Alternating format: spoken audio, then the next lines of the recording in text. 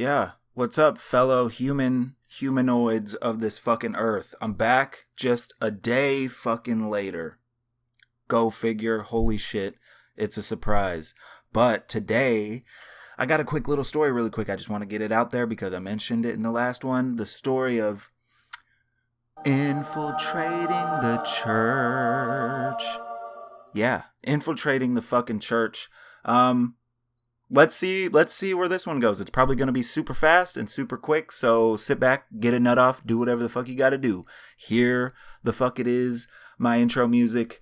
I don't know why I'm still talking. Why haven't you rolled the fucking intro music yet? Who is that nasty? Zach will kill you and fuck your bitch. People pay $1 million for one drop of my sperm.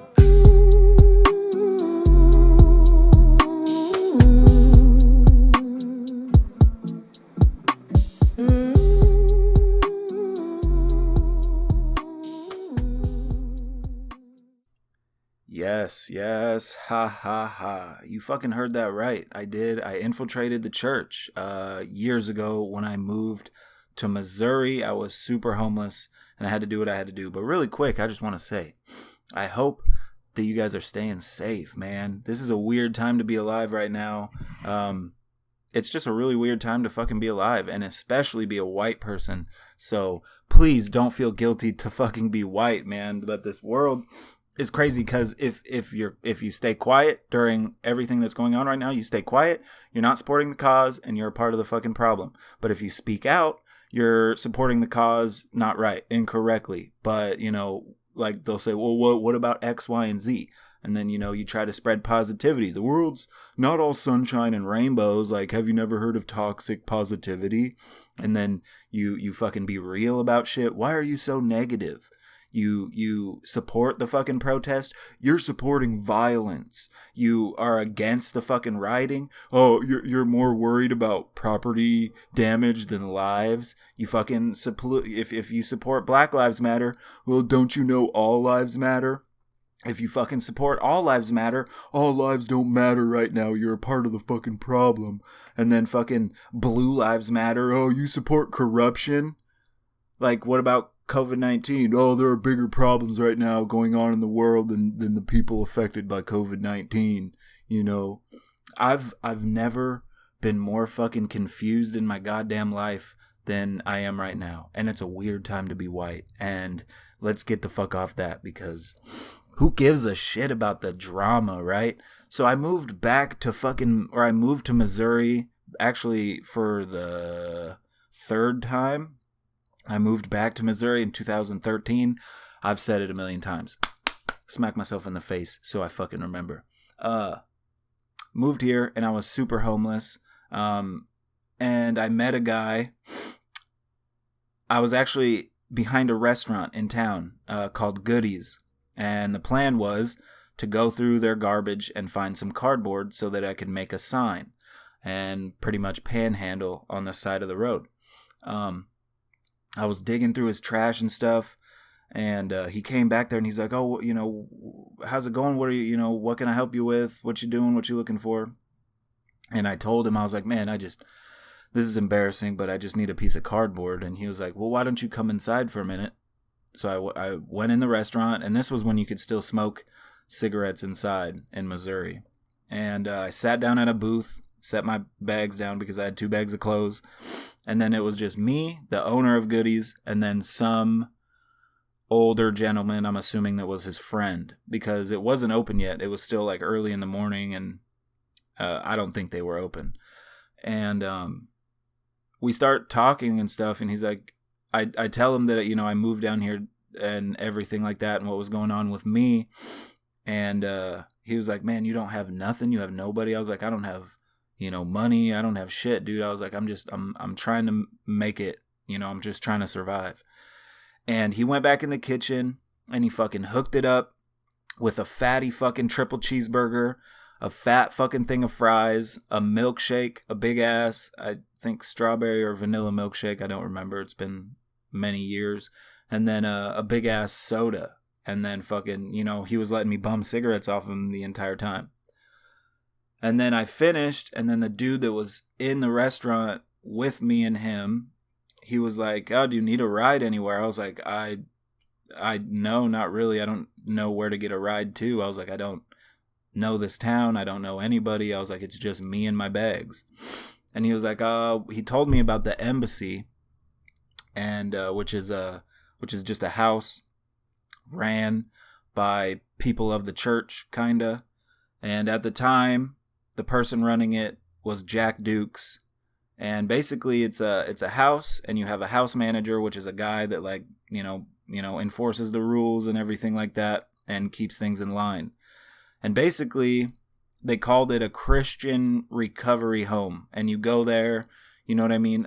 A lot, what their main goal was for people to go there for, like, drug addiction and alcoholism and stuff like that. But what it turned into was a fucking house for people to go to when they were homeless, you know what I mean? But the catch was, like, they didn't tell you right out of the gate that it costs $430 a month to fucking live there, right? And you get a bedroom, but you got to share that bedroom with another person and or two other people. So pretty much you just get a bed, you know what I mean? When you get there, he hooks you up with like a little bag of necessities: toothbrush, toothpaste, deodorant, floss, and some little shampoo and conditioner and stuff like that. So you can get started and you'll be comfortable in the house, whatever. And the dude dropped me off in front of the house, gave me $10. I was fucking feeling it emotionally. I was like, thank you so much. Walk in, and Jack greets me. Jack, and then there's two other dudes that I became friends with later, which were Matthias and a dude named Boots, but his real name is Justin. And me and Jack went into what was considered his office, and we sat there, and he was talking to me and stuff like that, and I was telling him about my journey down to Missouri and everything. And then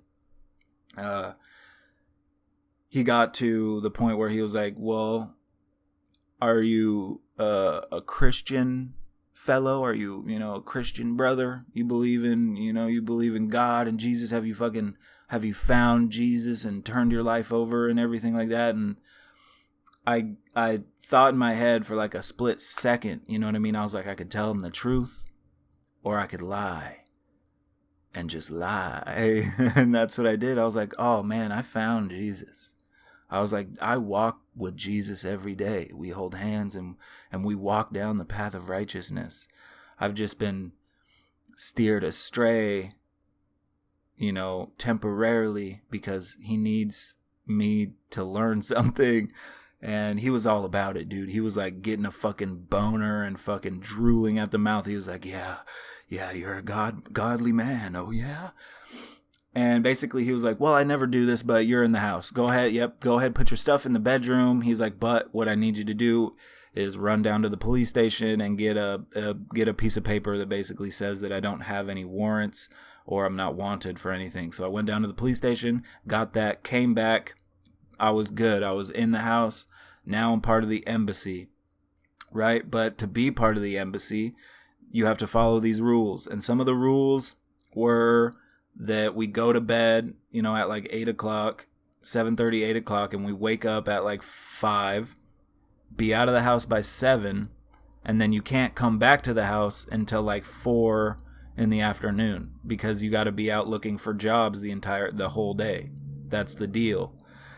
And another part of the deal is that you had to do chores. Like, we would have a piece of paper on the refrigerator, and it basically just rotated people through different tasks: taking the trash out, mopping, sweeping, doing the dishes, and also cooking. So every night we rotated somebody different to cook dinner for everybody else. And breakfast was pretty much a free-for-all, because all of our food was donations. So breakfast was a lot of the times like a granola bar and, what's that? Fiber One. We had a lot of Fiber Ones. Apparently nobody likes those, because we had a pantry full of Fiber Ones, those little granola bars that make you shit. And I had no idea. I loaded up a bag with them fucking things when I would take off to go look for jobs, and fucking I would be shitting and I had no idea why. Well, it turns out I was putting a lot of fucking fiber into my system. Anyway, so we had those chores and stuff like that, and I was doing what I had to do. You know what I mean? I didn't want to live on the street. It was either do this stuff or live on the fucking street and, you know, not get to shower or wash your clothes or, you know, whatever, eat food. But there was also a thing to where you had to attend church services, right? To be a part of the house, you have to attend church services, which was Monday, Wednesday, and Sunday, Wednesday. I think it was Sunday, Monday, Wednesday, and Friday. I'm pretty sure. But Friday was the coolest because nobody from the normal church service was there. It was just me and some, you know, maybe a few other younger people. And then Josh and Jamie Griffith, which were really cool. And those were the people I connected with the most because they were less about the God stuff and they were more about the spiritual stuff. And the first time I met Josh, he fucking sat me down on this couch and he like put his hand on my shoulder and he was like reading me. And it was really fucking strange because I'd never been in situations like this. We were all sitting in a circle doing like Bible study, reading verses from the Bible, taking turns, and then taking turns interpreting the passage that we just read, trying to figure out what the actual message is in those passages. So it was a really fucking weird situation to be in anyway. I'm not that guy. And Josh fucking put his hand on my shoulder and he was like reading me and he was telling me all this shit about me. And, you know, I saw what he was doing way before he even got to the point because I'm not a fucking retard and I know all about like manipulation and shit. And he was literally just naming off things that would be relative to most people my age and most people who are males, like really into music, you know, you used to skateboard and shit like that. Of course, I'm a fucking young boy. I did that stuff and I do like music. Who doesn't like music? You know, but at the time and in the way he does it, you know what I mean? The way he makes you feel about it and the smooth words and transitioning and shit like that, you really start to believe him. But I'm not about to get hypnotized. So I'm always on edge, waiting for someone to, you know, try and get whatever they can. Anyway, but so yeah, the church services and, what was funny about that though is that I ended up getting really fucking close to the people who ran the church, Antioch Fellowship here in Sedalia. I got really close with the people, me and my buddy Johnny, who was already close with the people that ran the church because his mom and his family have been members of that church for like many years. So, but Johnny's coming in later. But I got really close with them. But I should say that I met Johnny. I should just put that out there really quick. I met this guy named Johnny, who's one of the best friends I've ever had. One day I went out to go look for a job. Jack pulled me aside and he goes, look, if you want a job, you should go to Sonic over here. You know what I mean? He told me where this one Sonic was and he was like, I got a pal, a buddy who's a manager there, and he'll hook you up. So I trekked it all the way down. It was like a 2-mile walk, walked across town. I walk in the door. First person there is Johnny, and he's standing behind the counter, and I fucking reach over. I, give him a firm handshake. Hamshake, yeah, I shook his hams. I shook his hand, and then I was like, hey, man, Jack Duke sent me down here and, said you could hook me up. He was like, bet, give me a second. And then he went and grabbed Holly. Holly grabbed an application. I filled out a few things on the application, and she was like, look, I never do this. Second time I've heard that now. I never do this, but if you want the job, you got it. So I was like, bet, I want the fucking job. So I got a job at Sonic, which was, my first job in a while, and first job in Missouri. And so I went back, told Jack I got a job and everything, so it was like relaxation. I didn't have to leave the house and look for a job anymore. And he kind of like wanted to be pals after that. He was like, because nobody else in the house was finding jobs, and I was there for like a couple days, and I got a job full time, you know what I mean? And he was like, he would always tell me there's something different about you, you know what I mean? He was like, we're going to take this place over and there's something different about you and shit like that. And but anyway, fast forward, you know, a little bit of time, and I've been going to church for quite a while, maybe a month or two, getting to know the little community at that church, getting really close with people, praying for people, even though I would go home at night and be like, God fucking damn, what the fuck is my life even right now? Because I would have people pick me out off the side of the street and pull over in their car and be like, Zach, will you please pray for me?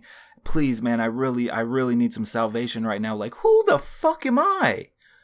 Bro, what the fuck? I swear to God, I used to have people ask me to pray for them on a daily fucking basis.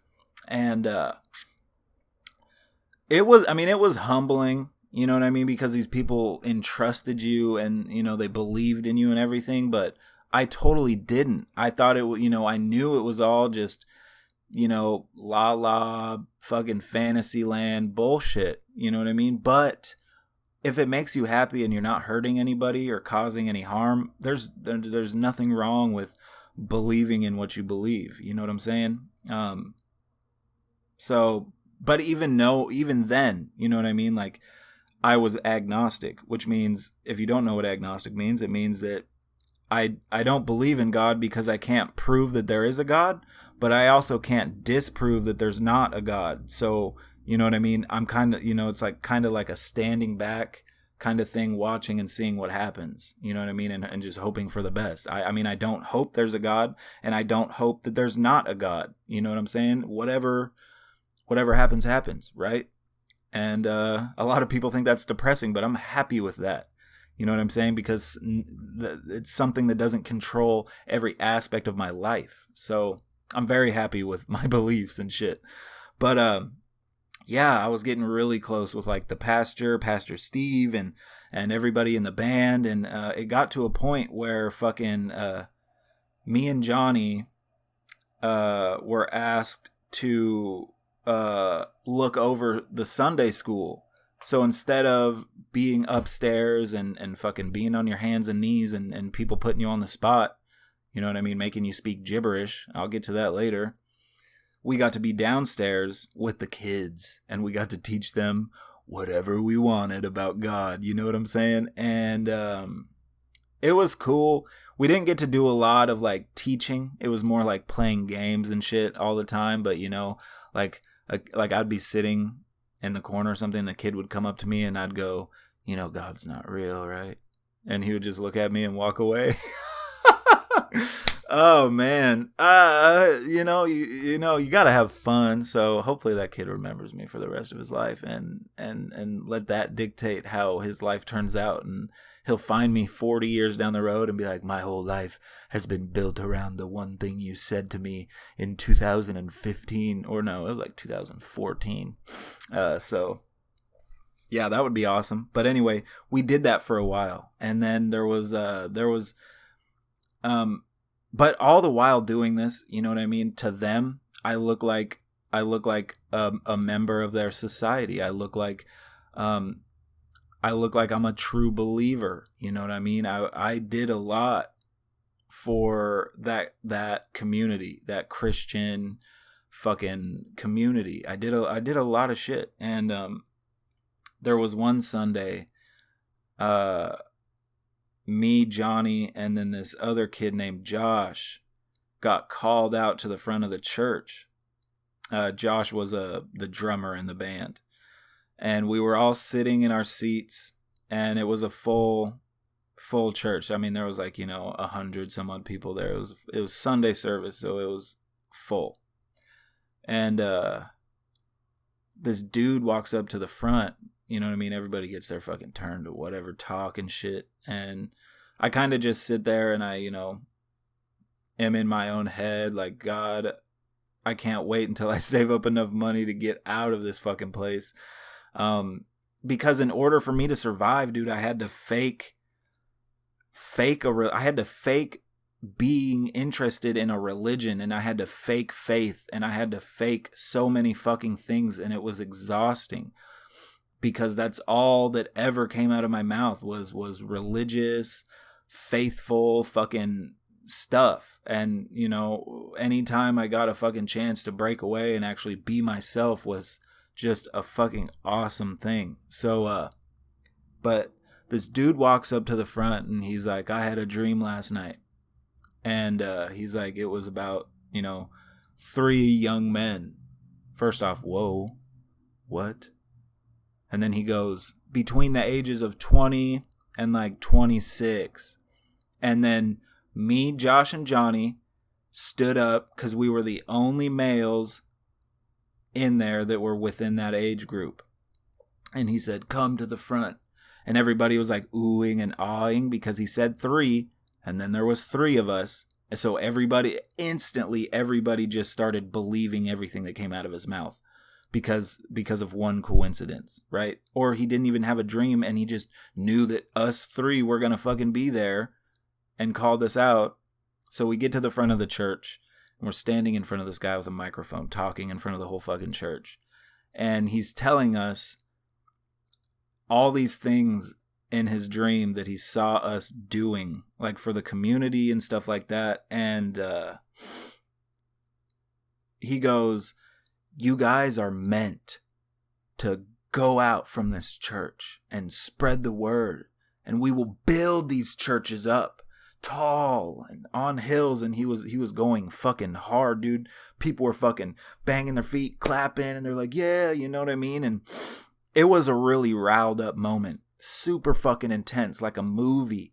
And then he called out on everybody in the church, every fucking person, to come up and put hands on us. So me, Johnny, and Josh had to like stand in a little circle facing each other, while everybody in the church came up and they put their hands on our shoulders, on our necks, on our heads, on our backs.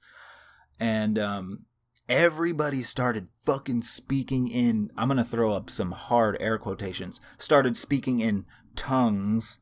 That's what they call tongues. They call gibberish speaking in tongues, right? And I'll get to that, get more on that here in a minute. But everybody came up, put their fucking hands on us, and, you know, started speaking in tongues, all this gibberish, and started praying and crying, and fucking, it was crazy. You know what I mean? I couldn't help but think, please just get me the fuck out of here. I was so not about this. And everybody, you know, eventually, you know, some time passed, like 10, 15 minutes, until the last person finally left, because we had to stand up there and let everybody feel satisfied with, you know, the amount of time I let them touch me. So everybody got back to their seats, and me and Johnny and Josh were crowned the church's evangelists. And if you don't know what an evangelist means, sometimes it's a big deal for a church to evangelize somebody.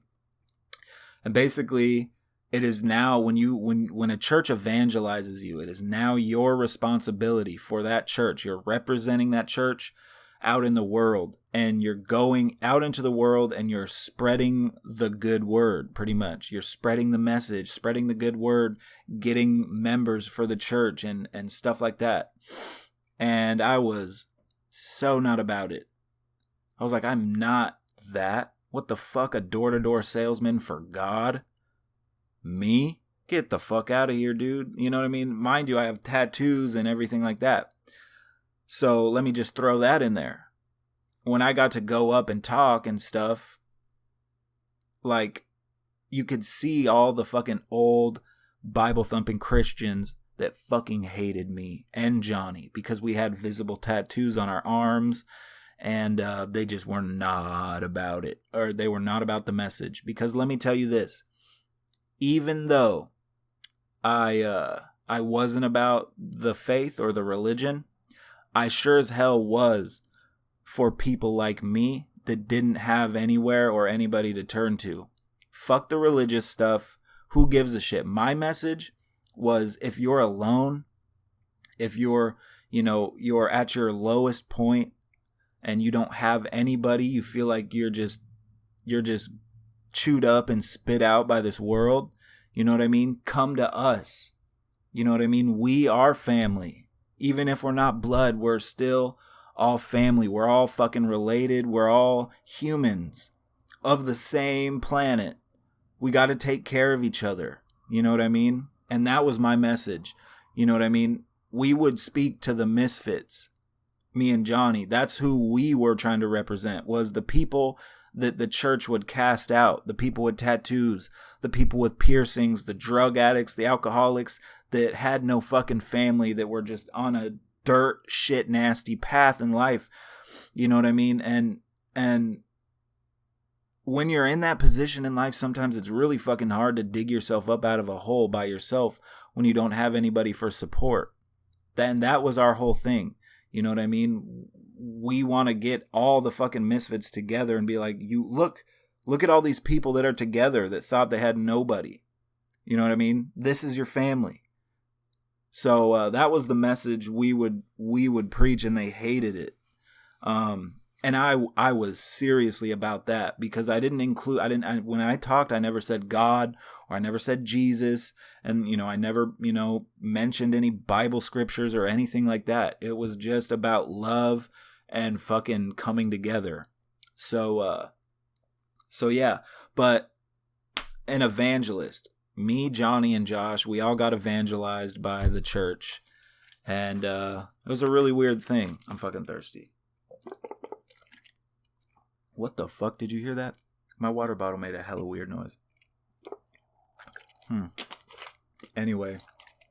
But yeah, so as you could tell, even though I didn't believe a fucking word or anything that any of them said or believed, I got myself to this really high point in the church where I could do anything. I could ask anybody for any favor. I could do anything. I could go into the church on a day that it wasn't having service. I could just go to the church, walk around, do whatever, go in any room, pick up anything, do whatever I wanted.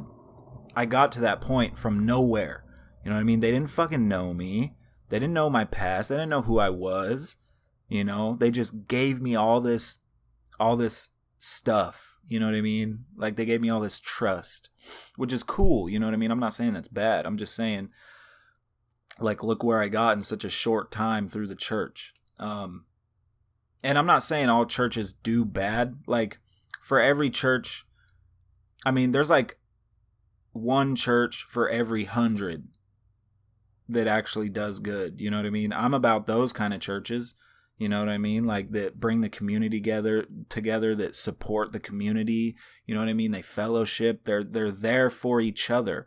You know what I mean? Fuck the God shit. We got to take care of each other. There ain't no God on this fucking earth right now. You know what I mean? So we need to take care of each other now. So I do believe there are a lot of churches out there that do good and have good intentions. But, for every one of those, there's, 100 bad churches that tell you if you don't give them fucking 10 to 20% of your paycheck every fucking 2 weeks, then you're going to burn in eternal hellfire. You know what I mean? Or if you don't believe the same things that everybody else believes, you're an automatically outcast, and you're fucking thrown into this circle of fucking just bullshit. So anyway, people trusted me. A lot of people trusted me and stuff. And Jack actually got to the point to where he wanted me to be, because there was like Jack, who's like in charge of the whole house, but then there was a house manager who got to live on the 3rd floor in their own bedroom, and wow, excuse me, and got to help Jack with like other stuff, and didn't have all the same responsibilities as like just a normal person who was living there. And that's what Jack was giving me, that opportunity. And I was like, yeah, sure, you know what I'm saying, whatever. And me and Jack were like doing this thing where we would go out into the streets, and, we would ride around the bad neighborhoods, and we would find people that need help, right? And then, we would kind of like smoothly talk them into eventually coming to the Antioch house, if they needed a place to stay. And quite a few times people would show up. And I have so many memories of people showing up. You know what I mean? I greet them at the front door, and I'm all soft spoken and everything. And I bring them inside, and I introduce them. And I talked to him about, what we do at the house and stuff. And then Jack would come out of his room and he would, it was like he was like a Templar, you know what I mean? Like Knights of the Templar. He would like stand there with his hands crossed at his front and he would like nod at me. We didn't speak. He would like nod and then he'd turn around and go back in his room. And I would follow him in there with that new person. And we would stand this new person in front of, or in the middle of the room. And I would stand in the front, Jack would stand in the back, or vice versa. It didn't really matter. And I would put a hand on one shoulder, he would put a hand on another. And we would talk him into believing something that wasn't really happening. We would tell him, we're about to pray for you, and it's going to get really strong. You're going to feel something you've never felt before. And you're going to feel this overwhelming sensation of relaxation.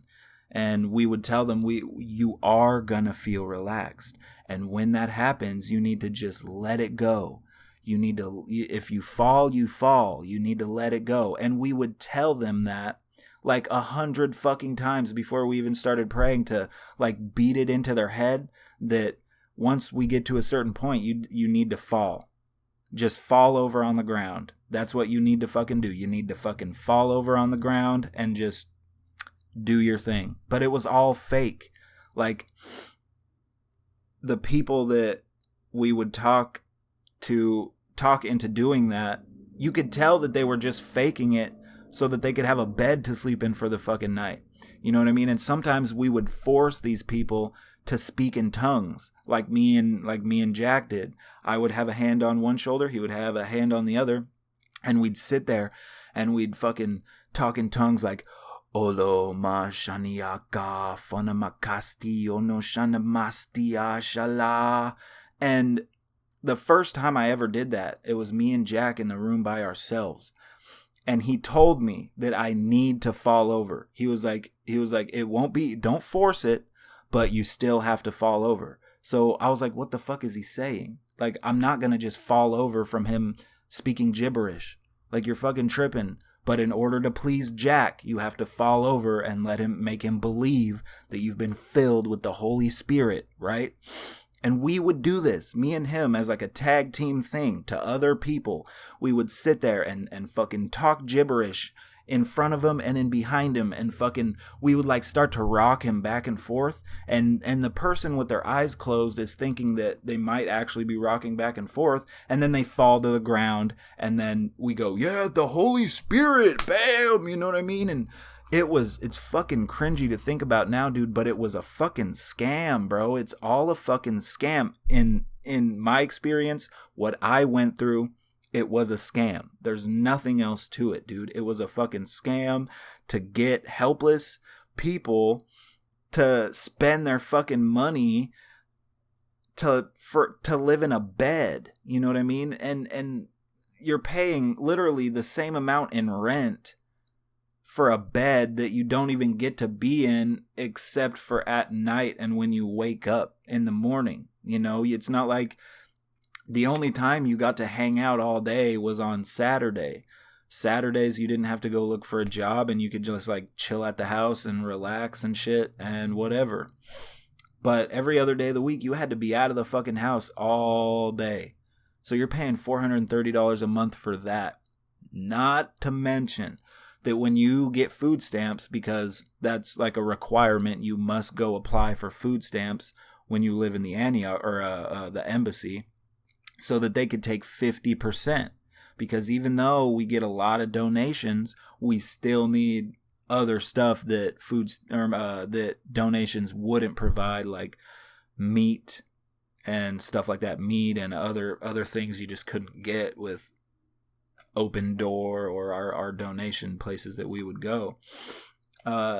So at one point we had like 12 people living in the house. Think about that, okay? First off, it's in Sedalia, Missouri. The rent on the house that we were living at was about $620 a month. How do I know that? Because I looked it up on the Remax website. because later it was for rent. I mean, I didn't figure out what the rent was until I fucking was gone years later, but $620 for rent for that house. You have about 10 to 12 people living in the fucking house, paying $430 a month. You know what I mean? You take 430 and times it by 12, that's $5,160 a month being profited from these helpless people that really need help, like getting off drugs or, you know, finding a job or whatever it is. You know what I mean? These people aren't here because they want to be, except for one dude was there because he wanted to be, which was Matthias. You fucking, I don't know why the fuck you'd be there, you know, willingly. But so all that money, you know, let's just minus $600 for the rent, so like $4,500 a month profit just in what we're paying to sleep in beds. And then everybody also has to give up 50% of their food stamps, right? And then not only that, you're also required to go down to the open door as often as they'll let you and get as many donations as they'll let you take. So, and man, this is all flooding in. And it was also a requirement to put in a certain amount of hours of volunteer work if you didn't have a job. So if you didn't have a job, you had to go volunteer at the open door or whatever. And I did that once, and it was really shitty work. You know what I mean? You're basically just fucking, like, my job was to basically like move around and deal with a bunch of fucking old, you know, produce and food that was donated because it's damaged or it's old or it's expired, you know, whatever it is. Just a shitty time being a volunteer. And but yeah, I can't believe that more people aren't doing it, honestly. I mean, there are other places like Casa in Sedalia. I mean, there's all, I mean, I'm not sure if the embassy is still a thing. I drive by every once in a while, and I know Jack Dukes isn't there anymore. I mean, he's all but a completely different person. I remember when I met my girlfriend, my current girlfriend, I was still living at the embassy. And he would get jealous because I would go spend time with her, and he would get super fucking jealous. And he would pull me in his room. And I remember this specific conversation. One day he pulled me in his room and was like, "Dude, you need to get your head out of your ass, bro. You're focusing on girls, and I could see that you're distracted and all this other shit." And I was like, "What are you talking about?" I was like, "I met a girl because we work together and I like her." I was like, "It's not taking away from anything of the church or anything." He's like, "Well, you could, you know, be spending more time here. You know, you could, you know, be spending more time here and doing stuff with the church and everything like that." And I'm like, "Man, I already give 6 days a week to the fucking church, and the fuck else do you want?" And I don't know what his plans were with me, but I wasn't liking it. And I was starting to spend more and more time at my girlfriend's house. And I got really cool with my girlfriend's mom, and she was just like, "Well, why don't," I was, you know, I was telling her about my situation and where I was living and stuff, and she goes, "Well, why don't you just move here? Why don't you just move in here?" And I was like, "Okay." And then a couple days later, I told Jack, I was like, "Look, bro, I'm gonna move out." I was like, I appreciate it, you know, it's been a while now, I'm on my feet, got myself back to my feet. And but he wanted to control every aspect of my life, because there was one point that I bought a car, a 1983 Ford Tempo. I know, what a classic. And I actually bought it from that spiritual guy named Josh. And that was his name, right? Yeah.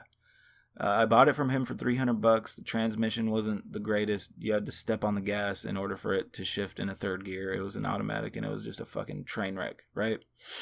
And I had it parked in the backyard of the embassy house. And he didn't want me to be able to drive a car around town, because then I would be able to, you know, go wherever really fast and do whatever. So he would park his truck in behind my car so I couldn't leave. And I would go to see him. I'd be like, dude, can you move your truck? I'm trying to, take my car to work or whatever. He'd be like, you don't need to drive that. He'd be like, you don't need to drive that, man. And he's like, I'll take you to work, bro. You don't need to be driving that car right now and shit like that. Let me just mention, I didn't have my license, and the car wasn't registered just yet. I mean, it had license plates on it and everything like that and tags, but it wasn't registered yet or anything. But still, it should have been my option to choose if I wanted to drive or not. So a lot of the times, it was a really big opening for you to pull in your car in the backyard, and you can't kind of block the whole backyard. So I would kind of like reverse around his truck, and he would get pissed off. Until eventually I fucking left. But I mean, we did a lot together for the whole thing, and like everything that I did with the embassy house, everything I did with and for the church, like one of the only good things I ever remember doing that actually benefited the community was me and Jack used to go to Panera Bread every Friday night and get donations, because we had like a deal worked out with them where me and Jack could come every Friday night and pick up just a truckload of bread and pastries and cookies and shit like that they didn't sell that day. So we would bring that back to the embassy, and we would like bag it up in individual bags, you know what I mean, to hand out to people. And me, Johnny, and Jack did that a few times, where we went out, drove around, and, went door to door handing out, pastries and cookies and fucking whatever else. I mean, but it was cringy at the same time, because Johnny was really about that Christian life at the time, and he would fucking knock on the door. Someone would answer. He'd be like, man, what's up, brother? We're from Antioch Fellowship, just delivering the good word of Christ through some snacks and shit like that. And I'd be standing there like, God damn, dude. Imagine if you were at home and some dude fucking knocks on your door trying to give you free fucking bread. And in order to get the bread, you got to listen to fucking him talk about God for a second. Like, fuck that. But the corruption I found was fucked up. Like, a friend and his wife wanted to go to Pastor Steve for kind of marriage counseling kind of stuff, and then he'd want to do private sessions, like one-on-one with each of them, right? And when he would have private sessions with the wife, he would get very sexual. Like, all the questions were just about sex, what she liked, how her sex life was, describing her private parts and shit like that. Fuck no. That's way out of league, or not out of league. That's just way out of bounds. You know what I mean? For a fucking pastor in the church to be doing that.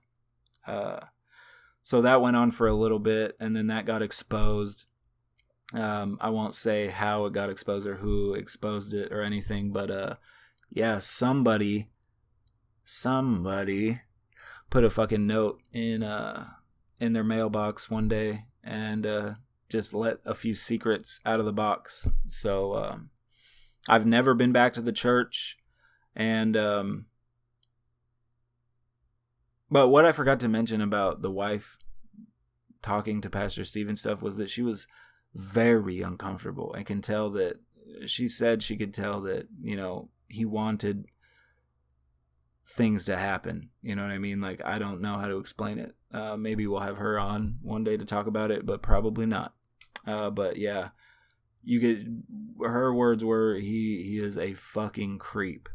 So, and then her husband, just found out the same shit when he would talk with him one-on-one, because pastor would ask him about his sex life also, and how he liked to be pleased sexually, and describing his private parts, and how he would like to please his wife and shit like that. Just nothing about keeping a marriage together, and all about sex. So that's not what a pastor's for. And I don't even think a pastor should be qualified for fucking marriage counseling. You know what I mean? People go to school for that shit. Dude, you didn't have to go to school to be a fucking pastor. You know what I'm saying? Or a preacher, or fucking what the fuck ever you are. But yeah, so I did a lot for that church, but I found out a lot, you know what I mean, about that church. And the way I got in was lying, bro. I was never really a Christian. I mean, I guess you could say I was because I lived and did that stuff, but I never believed in it. You know what I mean? Everything that I said was fake. Everything I did was fake. And it was all just for survival. You know what I mean? Because it was either I act like a Christian or I go back to living on the streets, not eating food and not showering. So I did what I had to do for as long as I had to do it. And I got myself out of the fucking church and that whole situation. And I'm here now. I haven't been to church in that many years, like 7 years. That's the last time I went to church was when I was doing the Antioch shit, or the embassy and Antioch shit. So yeah, it's been a long time. You could say that I've kept my distance from that whole scene. I just don't like it, man. It's too fucking toxic, and it's just ugly. And I get why people run to a god. You know what I mean? It's obvious when you look at psychology of humans and the way that we've advanced over, you know, the last several thousand years. It's very obvious why people believe in a god, you know what I mean, and why we have religions. But a lot of people let that stray them from the path of what it really is and what it's really meant for. You know what I mean? In my opinion, I think religion should be togetherness and love and fellowship. You know what I mean? Taking care of each other, community. I'm for that. That's all cool and shit. But most people like to think of their God as like a single entity that fucking is free thinking and can make decisions and, you know, spite you and shit like that, which is just it's crazy because you start to feel sorry for these people because they've believed in a certain way of life for so many years, and it's so ludicrous the things that they believe in. And it's not my place to say that they're wrong, but it is my place to say that I personally am not about it. I'm an agnostic. I don't know if there's a God. I don't know if there is no God. And I'm perfectly happy being there. I'm not an atheist. So yeah. That's how that's it. That's how I infiltrated the church and found out a lot of nasty, dirty secrets. I won't air some of that out here because I do have names and specific things people have done. But I won't air that out on this podcast because I could probably fucking ruin at least one woman in particular who is a big member of the church, and she's also a very big slut. I know this from experience. Married woman. I think she's got to be like 48 or 49 by now. I mean, it's been 7 years. Married woman, been married for 15 years or something like that, she told me, and been Christian this whole fucking time, but you know, she just can't help but love dick and dick in her butt. What does the Bible say about that? I don't fucking know. No anal sex. God damn it, Judas. Ugh. Anyway, this went on way longer than I anticipated. I thought this was going to be like 15 minutes at tops. 49 minutes. Okay, well, that's my cue to go ahead and jump off this biatch. I hope you found a little bit of entertainment from that. I got a lot more stories to come, so you guys just stick around, and I promise they'll get better and more relevant. I've talked about a lot of shit from many, many years ago in a lot of episodes, but I'm going to start getting into some more recent stuff. So Anyway, yeah. I hope you guys are staying safe. I hope you guys have a wonderful fucking day, whatever you're doing. Go get some pussy, go get some dick, whatever you need to fucking do, whatever makes you happy, homeboy. I love you guys. For anybody listening, probably nobody, because I put up a podcast like 2 days ago and it's got 0 views. But I'm not gonna let that keep me down, bro. I'm not gonna let that keep me down because yeah, whatever. We don't do this for views, man. Anyway, go tell your mama that you love her, dude, because you never know when you're just gonna get in a horrible car accident and a fucking truck tire is gonna go through your face. So yeah, make sure everybody knows that you love them. Okay.